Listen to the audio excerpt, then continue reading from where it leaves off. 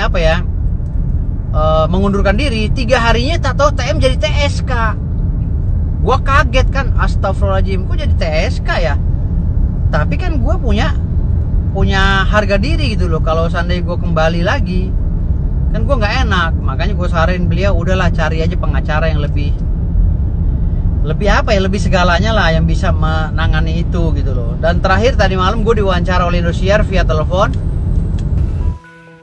Halo Sobat Fakta, Bang Pin ketemu lagi dengan Bang Pin yang terus mengabarkan fakta viral seputar selebritas tanah air yang terus saja bikin berita. Dan dengan berita mereka tetap eksis di ranah media. Kali ini Tiara Marlin nampaknya harus bersedih hati karena dia sudah tidak lagi bisa mendapatkan pengacara. Ya, pengacaranya Firdaus Oyobo sudah mundur dari Tiara Marlin dan bahkan menyerang Tiara Marlin, katanya Tiara Marlin pelin-pelan. Firdaus Oyobo juga menyatakan bahwa dia mundur dari perkara Tiara Marlin karena ada perkara yang lebih penting, yakni dia menangani perkara 2 orang artis dan 17 perkara yang lain. Dia tidak mau menangani lagi perkara Tiara Marlin karena dia mengatakan Tiara Marlin pelin-pelan dan membuat bingung. Nah, Tiara Marlin justru pas jadi tersangka kemudian ditinggal. Ya, begitulah hidup, begitulah dunia.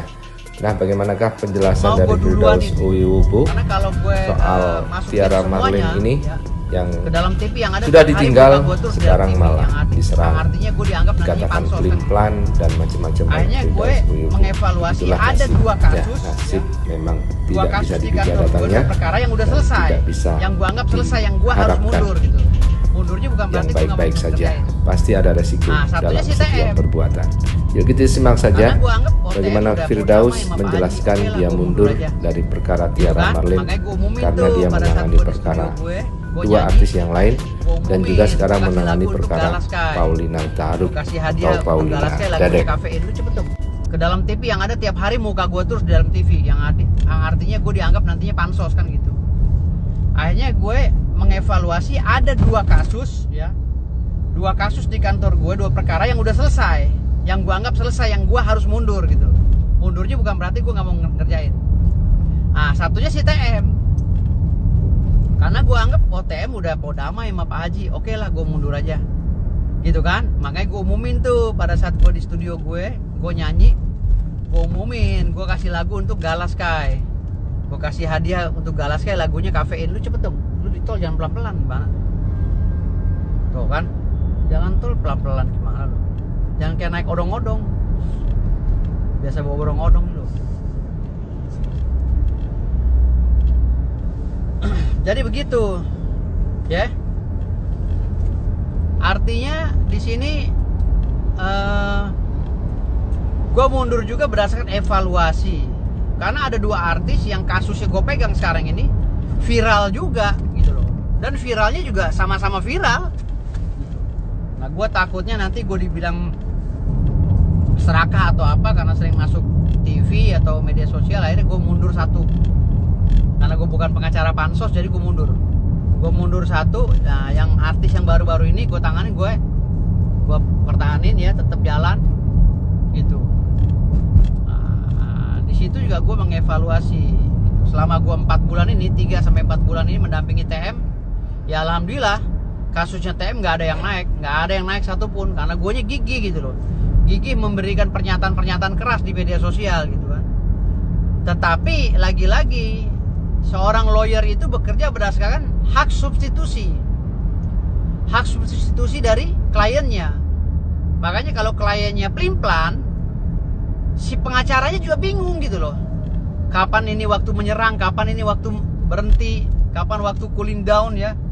Jadi kalau seandainya lawyernya ini dibikin bingung oleh si klien, akhirnya lawyernya juga keder. Nah, ini menyangkut nama baik kantor hukum gitu. Karena lawyer itu semuanya punya egosentris. Artinya dia bisa menunjukkan dedikasinya kepada klien, loyalitasnya, ya kredibilitasnya, kapabilitasnya, tetapi si klien juga harus ngimbangin gitu. Nah, kalau seandainya si klien ini pelin-pelan, nah kita juga jadi bingung. hari ini kita mau laporkan, ya kan? Kita mau laporkan ini pihak sana. Tahu-tahu besok dia bilang nggak enak, saya nggak enak, kasihan, ya kan? Ya udah, oke. Nanti beberapa minggu kemudian, bang, tolong bang kita bikin laporan. Oke, gue udah siap.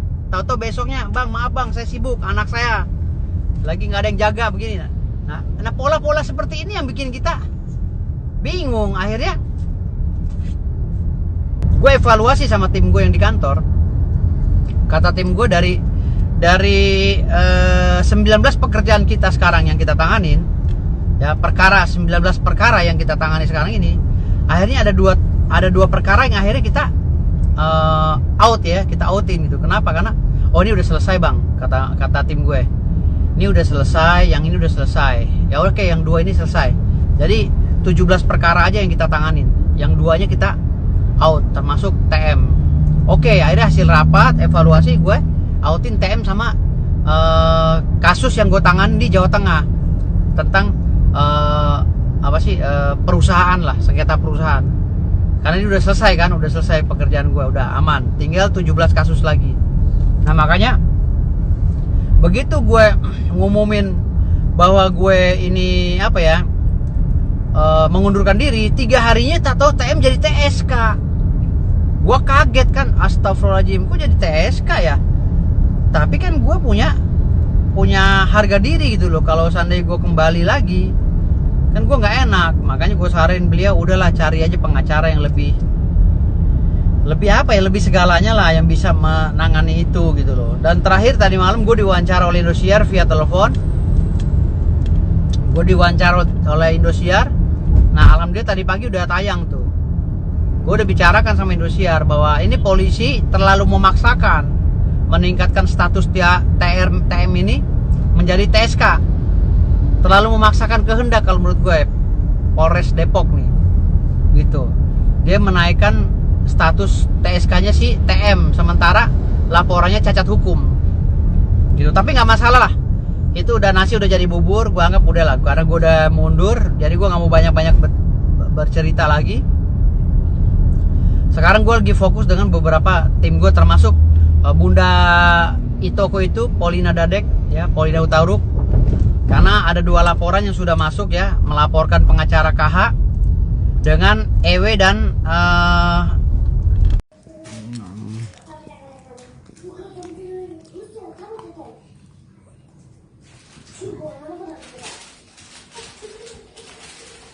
Mami.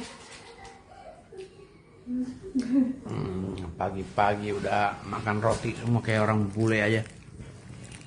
Halo, selamat pagi para pecinta selangkangan. Saya pengacara Cowboy.